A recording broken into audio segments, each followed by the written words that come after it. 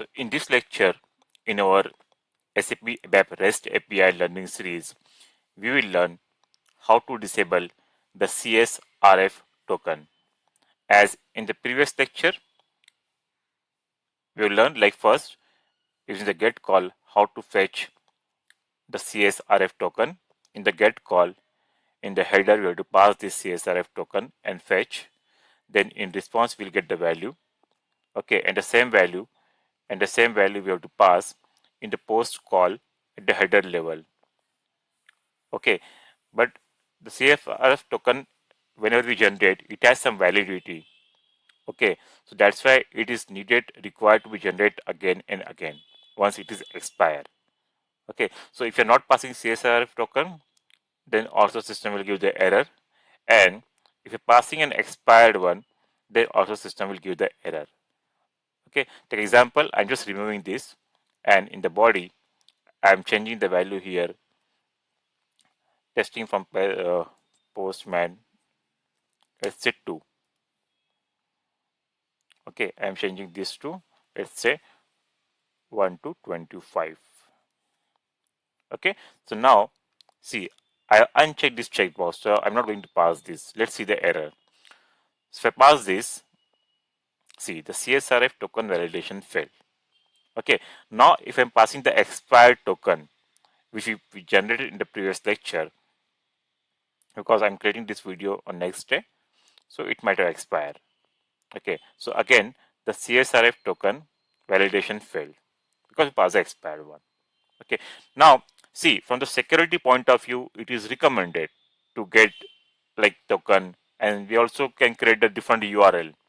Okay, instead of using the same API, we can create a separate API for to get a token only from the same server. Okay, that is different thing. But along with the authorization ID password, it is recommended to use the CSRF token. But many times, based on the client requirement, or if you're working in the same environment, same network, okay, your requirement might be to avoid this, disable this CSRF token. So how to do that? So let's see current record in our database table. We have Z inquiry underscore header. So we have the last record ending with the 3. Okay, so now first disable, we have already seen like it is not allowing without CSRF token. So let's learn how to disable this. Okay, so go to SE24 and open our handler class.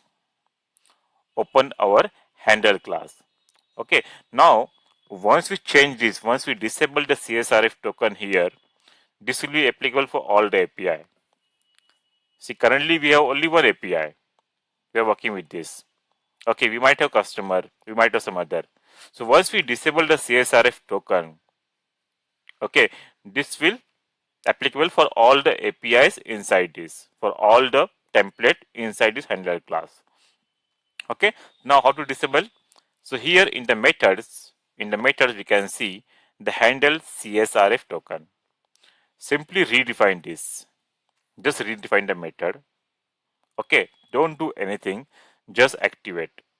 Just activate. Don't do anything. Okay, go back. Just activate the main class. Now we have two methods activated here, the root get root handler and the CSRF token. I'll just come back. Okay, this is activated now. Now let me pass again. So I will just remove this. Okay, so now I'm not passing the CSRF token. If it is unchecked, this means we are not passing. So ABAP, I will just change here to SD. Name SD consultant. Okay, just for demo. Save and let's pass. See, now it is 200. Success. Okay, the which inquiry is generated? The one 8 times 0 ending with 4. Okay, credit time and let's go to table and just refresh it. See, we got a new record over here. Okay, testing from the postman 2. Got it? Fine.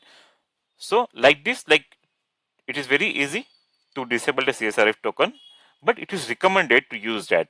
But if your requirement is that, like just in the handler class, redefine this method. So in this way, we will learn how to disable the CSRF token in the REST API. Thank you.